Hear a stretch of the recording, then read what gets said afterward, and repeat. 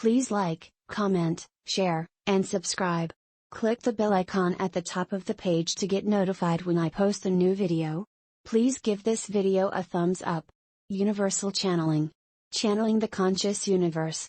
Suzy Ward, channeling Matthew Ward, April 2, 2020. With loving greetings from all souls at this station, this is Matthew. Beloved brothers and sisters, please take a deep breath. Exhale slowly and let your hearts feel lighter. Now envision Earth glowing in golden white light, then see people of all ages and skin colors joyously hugging each other and the animals in their midst. You have just sent forth an abundance of healing energy to your world. We thank you and we love you. Now then, media are reporting information about the coronavirus and continuously updating statistics of cases and death toll from its disease, COVID-19. Each death is a personal tragedy for affected family and friends, whose grief would be as profound if their beloved persons had died from any other cause. Every day, many other causes are claiming the lives of many other persons who are dearly loved. Many other families also are mourning their loss. Compassion and empathy are inherent in the high vibrations at this station, and sorrow is no stranger to Earth's peoples. However, never before have there been heart-wrenching interviews with family whose dear ones died, nor has isolation prevented goodbyes. Never before have media aired films of medical teams in protective gear tirelessly working to save lives. Never before has the world heard sickness and death number projections from infectious disease specialists or analysts speculate about a global economy in collapse. While some of that is repeatedly emphasized to purposely evoke fear, factual information is being disseminated worldwide. What is not publicized because it is known by only a few is that the intention of the coronavirus was to decrease the world's population by billions. That will not happen because family members reduce the laboratory-designed virus's potency to the greatest possible extent. Now, let us speak about something else that is not known: how soul contracts fit into this. Deaths of the elderly are in accordance with contract choices of longevity and cause of the physical body's loss of viability. Contracts have a degree of flexibility regarding exact lifespan as well as the terminal illness, and these souls fulfilled those provisions by contracting a disease to which they were particularly vulnerable due to prior health issues that themselves soon would have been lethal.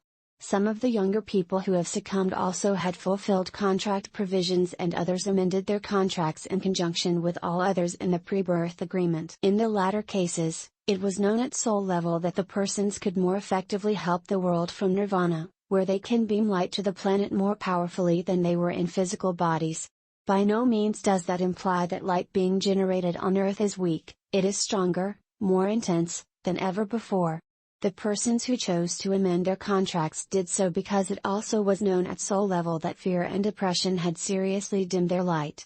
They were stuck in anxiety about loved ones who were dealing with some adversity, their own unemployment prior to or due to the virus, current or looming financial straits, or preoccupation with dire what-ifs. Not only did that mindset negatively affect their immune systems, but more so, by choosing to uplift life on Earth from your spirit world, these souls leapt forward in evolvement. Younger people who did not leave via amended contracts will enjoy in nirvana all positive experiences they missed. If any hardships had been chosen for the purpose of achieving balanced experiencing, the goal of every soul in every lifetime, credit will be given automatically. As the coronavirus continues to spread, those same contract provisions or soul involvement will apply to all who transition due to the disease. It is the same with all others who chose Earth lifetimes of any duration during this unprecedented era in the universe. Thus there is another factor in Earth's overall death toll. Many souls have embodied, whether briefly or for many years, to complete third density experiencing and evolve. Most chose to live in substandard conditions that severely compromise body's ability to withstand any disease, and if not COVID-19, another malady would be fatal. Now, to answer your most frequently asked questions. We don't know when the virus will be vanquished. In Earth's energy field of potential there are innumerable streamers with disease attachments. These are not emanating from each individual, but rather those are combined into dense clusters from areas all over the world. At this moment a few streamers are losing strength, some are slowly gaining momentum and many are gaining rapidly. What we cannot determine in the field, much less in linear time, is when all of those streamers will weaken to the extent that they will be overcome by streamers with the high vibrations wherein microbes cannot exist. No, emissions from 5G devices are not spreading the disease, its highly contagious nature is doing that. However, people in areas where that technology is in use are more at risk because the emissions compromise immune systems. Universal family members are reducing to the extent possible the harmful effects of those emissions. And no, dear ones, other civilizations cannot intervene and stop the spread of the virus. Not only are they not authorized to take charge of a situation that you yourselves are handling, but conditions in your world are not safe for crews in your skies to land or those living among you to disclose their identity. Even national leaders who know those extraterrestrials will not publicly acknowledge the existence of other civilizations. But, if one of your universal family members were asked to describe what is happening on Earth, it would be people are helping each other. You are seeing this in the courage and exhaustive dedication of medical professionals and first responders around the world. Leaders in villages, regions and countries are issuing wise guidance to keep residents as safe as possible. Individual acts of kindness, the sharing of resources, business closures, and masses observing common sense directives to stay at home are stemming the tide. Governments are financially assisting citizens who are incurring extreme hardships. You are seeing improvisation and innovation coming to the fore. Field hospitals are being erected to supplement hospital rooms, companies are foregoing or adding to standard production lines desperately needed supplies for medical staff and patients. Homebound individuals are fabricating masks and gowns, countries with surplus are providing to countries that lack.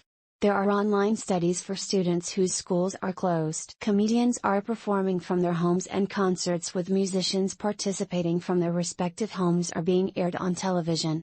People young and old are finding unique ways to express gratitude to all who are serving in the trenches, doctors, nurses, other hospital staff, and medical personnel who came out of retirement, police and firefighters, teachers who are devising online classes for their students, pharmacists, newscasters, trash collectors, plumbers, electricians, farmers, grocers, food bank operators, chefs, delivery folks, veterinarians, employees and volunteers at animal shelters, national military forces helping in numerous ways.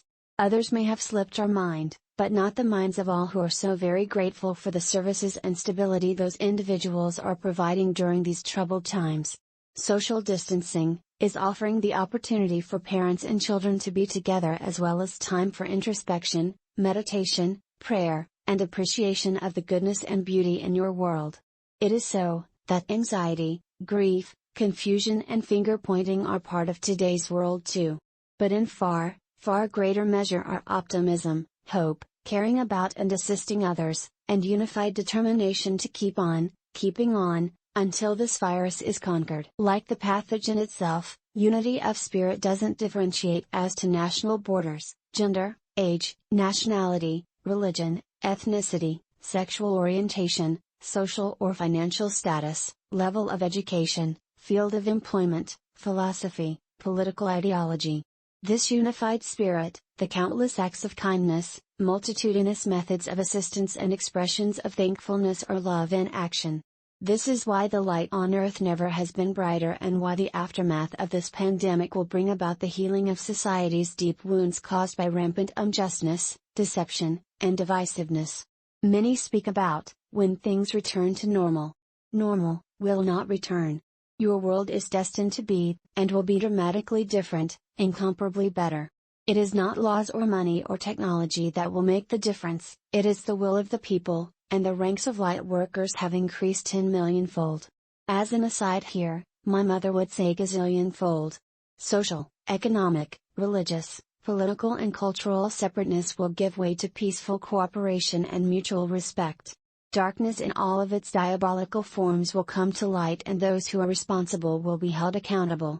The transition of the global economic system, computer transactions that let the wealthiest few control all others, to a system based on precious metals will be done as smoothly as possible to alleviate further disruption in commerce and trade. The Illuminati's illegally and immorally amassed fortunes will be retrieved and distributed to end the unconscionable disparity between the haves and have-nots. Suppressed technologies will come forth and be conscientiously applied to energy, medicine, manufacturing, communication, agriculture, transportation, and environmental restoration.